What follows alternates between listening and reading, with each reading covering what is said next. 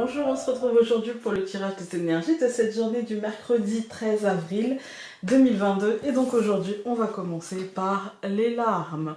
Alors, on ne panique pas parce que les larmes, vous voyez, elle n'a pas le visage contracté de douleur, d'accord et vous allez voir qu'elle ne va pas être si mal entourée que ça. Pour moi, en fait, c'est peut-être les larmes de soulagement ou c'est peut-être le fait de devoir laisser au passé ce qui est passé, en fait. Laisser derrière soi ce qui n'est plus aujourd'hui et ce qui n'a plus lieu d'être aujourd'hui. Il y a cette idée de lâcher prise, il y a cette idée de... moi, j'ai une phrase que j'aime bien dire à mes consultants quand je sens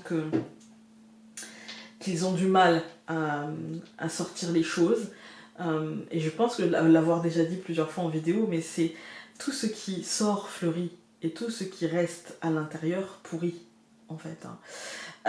Il faut sortir les choses. Et parfois, on se refuse à faire un deuil, on se refuse à ces larmes-là, à cet état de deuil, parce quelque part, on se raccroche à cette douleur qui nous rappelle ce que l'on avait, en fait. Là, il est temps de lâcher prise. Il est temps, par exemple, quand on fait un deuil, le deuil d'une histoire, le deuil d'une personne, le deuil d'une situation, on a besoin de pleurer cette situation, parce qu'en fait, à travers ces larmes, ce qui est lâché, c'est tous les liens que l'on a accrochés à ça. Voyez, les larmes sont souvent salvatrices. Elles ne sont pas que là comme un indicateur de faiblesse. C'est rarement le cas, très rarement. La plupart du temps, dans la grande majorité des cas, c'est un marqueur justement de... Les larmes sont des gommes. On est en train de gommer et d'atténuer progressivement les liens qu'on avait par rapport à ces situations. On va pleurer par exemple un amour perdu, une amitié bafouée, on va pleurer ça pour passer à autre chose et pour ne pas revenir dessus. Et moins on va le pleurer, et plus on va le ressasser. Et plus on va se torturer les méninges en se disant si j'avais dit ci, si j'avais fait ça, et machin. Et une fois qu'on a pleuré, crié au besoin, une fois qu'on a sorti ce qu'on avait besoin de sortir à qui de droit, après on laisse ça derrière. Après on laisse ça derrière. Voilà. Donc nous avons, comme tout le mois d'avril, les responsabilités. Voilà. Ici, les responsabilités, c'est ce à quoi on choisit de s'enchaîner. Si je choisis de ne pas faire le deuil d'une situation, et que du coup je souffre, le responsable de cette souffrance, imaginons, je suis en couple, et Jean-René décide de s'en aller, d'accord et je pleure, et je suis pas bien. Mais je pleure en me plaignant, c'est-à-dire que je ne prends pas mes responsabilités. Vous voyez, je me plains plus que je pleure d'ailleurs. Vous voyez, je ressasse. Vous voyez, c'est pas de ma faute. J'ai pas de responsabilité. Il m'a quitté parce qu'il est parti avec Ginette. Et voilà. Et pourquoi il est parti avec Ginette? Parce que c'est un salaud, parce qu'elle me l'a volé, parce que c'est une fille de joie, parce que si, parce que ça. On est... Voilà. Et en fait, peut-être que non. Tout simplement, peut-être que notre couple était à bout de souffle. Peut-être que je n'ai pas fait l'effort de voir qu'il était à bout de souffle. Peut-être que je n'ai pas discuté. Peut-être que je me suis dit que c'était de l'acquis. Peut-être que je n'ai pas voulu voir en fait tous les signes qui montraient que peut-être Ginette c'était pas la première et que peut-être que Jean-René en fait il s'est lassé parce que notre couple était compliqué, qu'on ne partageait plus forcément quelque chose de positif, qu'on partageait du quotidien, qu'on partageait des responsabilités, qu'on partageait un poids, mais qu'on ne partageait plus de complicité, qu'on ne partageait plus de choses qui nous nourrissaient l'un l'autre, et peut-être qu'il a eu besoin, Jean-René, d'aller chercher ailleurs. Voilà. Vous voyez, il y a cette idée de, oui, peut-être qu'il a mal fait les choses, peut-être qu'il se comportait comme un goujat au moment d'eux, mais il faut que chacun prenne ses responsabilités. On est toujours au moins deux dans une histoire. Donc voilà, il y a cette idée, et dans une situation, dans une amitié, c'est pareil, généralement, ça comporte, par exemple, si jamais j'ai une maison, j'ai acheté une maison, et que j'ai des problèmes d'argent, et que je décide de ne pas contacter la banque pour trouver un arrangement, mais de faire la morte en me disant, non mais c'est pas grave, je verrai ça plus tard, eh ben faut pas que je pleure le jour où on a saisi ma maison. C'est-à-dire que, oui, j'ai le droit de pleurer, mais en tout cas, j'ai aussi le devoir de prendre mes responsabilités et de me dire, bah oui, là j'ai fait n'importe quoi, en fait. voyez, il y a cette idée-là, il y a cette idée de prendre ses responsabilités et de, certes, j'ai besoin de faire le deuil d'une situation, j'ai besoin de lâcher, j'ai besoin de sortir les choses, mais aussi de me dire que peut-être j'aurais dû les sortir avant, que peut-être j'aurais dû faire ce pas avant, j'aurais dû voir avant qu'il y avait quelque chose, qu'il y avait un problème, et qu'aujourd'hui, si je pleure, je suis peut-être aussi responsable en partie de ces larmes. Vous voyez ce que je veux dire? Voilà. Ensuite, donc, 13 plus 4, ça nous donne 17, ça nous donne la reine. La reine, ça nous dit, ok, tu vas prendre tes responsabilités. C'est-à-dire que tu as le droit de pleurer, tu as le droit de vider, tu as le droit de sortir ce que tu as besoin de sortir. Tu as le droit de te libérer aussi de certaines choses. Tu as le droit de te dire, en fait, je suis restée bloquée dans une situation, dans une relation, qu'elle soit amoureuse, amicale, familiale, et en fait, je me faisais souffrir, tout ça parce que je n'osais pas. C'est encore ma responsabilité, vous voyez? Je n'osais pas mettre le stop, je n'osais pas mettre les holas, ou je n'osais simplement pas m'en éloigner, tout simplement. Et aujourd'hui, en fait, on prend conscience de nos responsabilités, on assume et on prend nos décisions. La reine, elle prend ses décisions. Ça ne veut pas dire qu'elle est dans le combat et la conquête. Ça serait plutôt le roi. Donc ça sera plutôt demain. Là, aujourd'hui, on voit les choses telles qu'elles sont. On réalise les choses telles qu'elles sont, et du coup on prend des décisions en se mettant au centre, en étant dans une espèce de stratégie. La reine, elle a conscience de son état. Elle a du pouvoir, mais son pouvoir est assujetti à son roi, au roi futur qu'elle mettra peut-être au monde, si elle a de la chance. C'est un pouvoir qui est assujetti, c'est un pouvoir qui est lié au pouvoir du roi. Alors c'est un pouvoir qui doit être stratège pour se libérer de ça, qui doit être intelligent pour se libérer du pouvoir de ce roi qui pourrait être conquérant, qui pourrait... Vous voyez, elle n'a pas le choix. Elle sait qu'elle doit de toute façon être une femme, garder sa place de, entre guillemets, de reine, mais en prévoyant l'avenir et en ne se laissant pas... Elle sait que rien ne lui sera donné et qu'il faudra qu'elle aille chercher. Voilà. Et donc, 17 plus le 6 de l'année universelle, nous avons la croissance. Et c'est l'évolution. C'est l'évolution, les amis. Voilà. C'est dans cette énergie-là qu'on fera avancer les choses dans le bon sens pour nous et que les choses deviendront fructueuses pour nous. D'accord?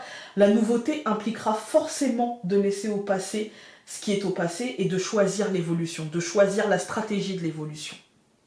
Voilà. On va regarder avec le normand.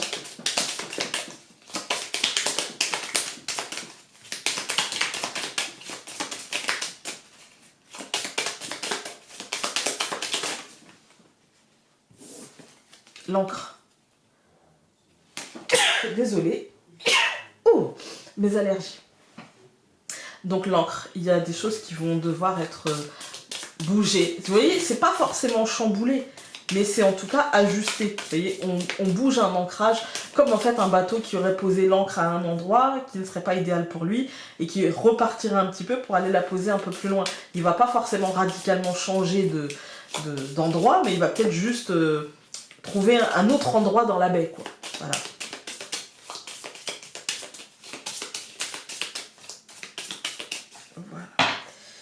Alors, nous avons le cercueil et le cavalier. Ça nous parle de changement. Transformation profonde. Aujourd'hui, il y a un truc... voilà, il va falloir peut-être revoir nos plans et accepter de revoir nos plans. La lune, l'anneau, l'ours,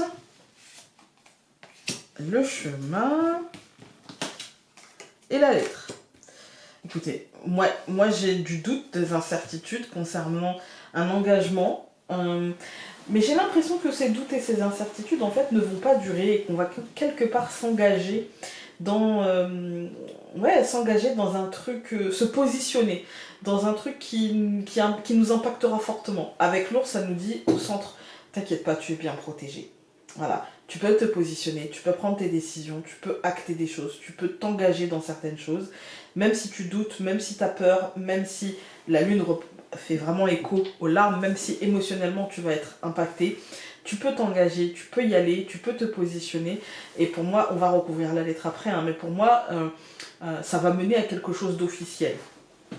On va tout recouvrir. Donc je recouvre la lune par le bouquet, je recouvre l'anneau par l'enfant, je recouvre l'ours par le serpent. Je recouvre le chemin par la cigogne et la lettre par le livre. Je vais recouvrir le livre par la croix. Ok. Et écoutez, c'est ça, on nous parle de changement, on nous parle d'une fin, on nous parle de quelque chose, d'un changement qui s'annonce. Au centre du tirage, vous voyez, je commençais par là, on a le serpent. Pour moi, ça nous marque une transition, ça nous dit que le changement ne se fera pas sans heurts, ne se fera pas peut-être sans larmes, ne se fera pas sans peut-être des larmes de colère ou des larmes de tristesse ou des larmes de résignation ou des larmes de rage ou des larmes d'énervement. Vous voyez, il y a cette idée de... Voilà. Mais c'est une transition. On nous dit qu'il y a un... Pour moi, le bouquet et l'enfant, j'ai l'impression d'une espèce de joie, d'une espèce de cadeau ressenti, d'une espèce de possibilité, mais qui mènera à une transition difficile, qui mènera peut-être à un changement compliqué, à un changement moins fluide et moins structuré que ce qu'on espérait, mais un changement quand même, mais pas un changement... moi j'ai l'impression d'un changement radical qui frappe shit. D'accord, qui finalement ne sera pas aussi radical que ça, peut-être à cause de la peur, peut-être à cause de la lourdeur du moment, peut-être à cause de cet état émotionnel qui pose problème, mais la croissance sera là, mais peut-être un peu plus lente que prévu, je dirais, un peu moins fluide que prévu, mais là quand même, c'est-à-dire que peut-être qu'on aura un peu plus de lenteur que ce qu'on aurait imaginé, mais après, encore une fois, tout dépend de ce qu'on appelle lent ou rapide. Vous voyez, quand je fais un tirage et que je dis à quelqu'un, pour moi ça va aller vite, pour la personne, des fois aller vite, ça veut dire en 3 jours, quoi. Non, pour moi, ça veut peut-être dire en 1 mois, 1 mois et demi, 2 mois, c'est rapide, d'accord? Même si, moi, quand j'ai fait mon tirage, quand on a acheté la maison, j'avais vu que ça allait aller assez vite et ça a mis 3 mois. Mais c'était les 3 mois les plus... J'avais l'impression que c'était les 3 mois les plus longs de ma vie, quoi, en fait. Hein. Et voilà. Et du coup, en 3 mois, on a bien le temps de se remettre en cause. Et finalement, 3 mois sur une vie, c'est rien, en fait. Hein. Et 3 mois, même là, quand il s'agit de lancer un projet, 3 mois, pour moi, ça va vite. Hein. C'est trop vite pour moi. Voilà. Ça dépend quoi. Ça dépend le truc qui est concerné, ça dépend de notre énergie du moment, ça dépend de beaucoup de choses. En tout cas, j'ai l'impression que voilà, ça prendra un chouille plus de temps que prévu, mais que ça sera quand même positif. Parce que quand on regarde les colonnes, on voit la lune et le bouquet, et pour moi, même s'il y a de la lenteur, même s'il y a des incertitudes, même s'il peut y avoir de l'instabilité, ça mènera quand même à quelque chose de positif. Peut-être moins positif qu'attendu parce qu'on est sur le bouquet. C'est de la fleur coupée, elle va se faner, il y a un début et il y a une fin, vous voyez, à cette positivité. Mais je pense que ça sera quand même un moment qui va être positif. Pour moi, on va s'engager vers un renouveau. C'est-à-dire qu'il y a peut-être une vision de notre esprit qui va changer. Et on va peut-être se départir du carcan passé, de notre manière de penser qu'on a pu avoir par le passé, etc. Même si le serpent nous dit ça va être une transition difficile, l'ours nous dit je vais te protéger. Ça peut être aussi, on peut se sentir bouleversé financièrement, on peut se sentir bouleversé professionnellement, on peut se sentir, ça peut être compliqué en fait au niveau concret, au niveau matériel, vous voyez. On peut se sentir un petit peu, oula, ça peut tanguer un peu, mais l'ours est bien protecteur et pour moi, le serpent quand il est entouré comme ça, il n'est pas mal entouré en fait. Hein. Il y a peut-être un peu de naïveté, il y a peut-être un peu de manque de vision claire, j'ai envie de dire, mais en même temps, de toute manière, il mènera vers un changement. Donc pour moi, l'ours ici, il nous dit, même si ça va être difficile, je veux bien te protéger, t'inquiète pas, tu n'es pas livré à toi-même, en fait. Hein. Après, on a le chemin et la cigogne. Ça, par contre, c'est ça qui prendra peut-être un peu de temps, c'est que ça va peut-être nous obliger à revoir nos plans au moins une fois, à nous repositionner, à nous dire peut-être, bon... Si je peux pas faire comme ça, la situation elle va évoluer de cette manière-là, donc je vais là et au moins je pourrai profiter de cette évolution.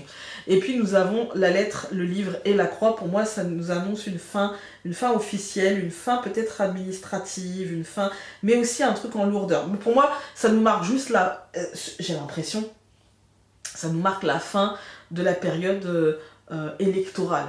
En fait, ici, on nous dit ça va être la fin, ça va être un peu lourd, ça va jouer dans les énergies du moment parce que c'est un moment un peu suspendu comme dans toute fin. Mais voilà, sans plus, on va dire. On va regarder avec l'oracle des haïkus. Bah. Nous avons eu l'écoute. On entend encore le bruit de l'eau du vieux puits en bois. C'est les bruits du passé. Les bruits du passé, tout simplement. Les bruits de nos peines passées, les bruits de nos espoirs passés. Et ces bruits-là vont nous être utiles pour ce qu'on vit en ce moment et pour les espoirs et les envies et les objectifs qu'on a aujourd'hui. Voilà, écoutez, j'espère que ce tirage aura pu vous aider et nous on se retrouve demain pour le tirage donc de demain. Voilà, salut!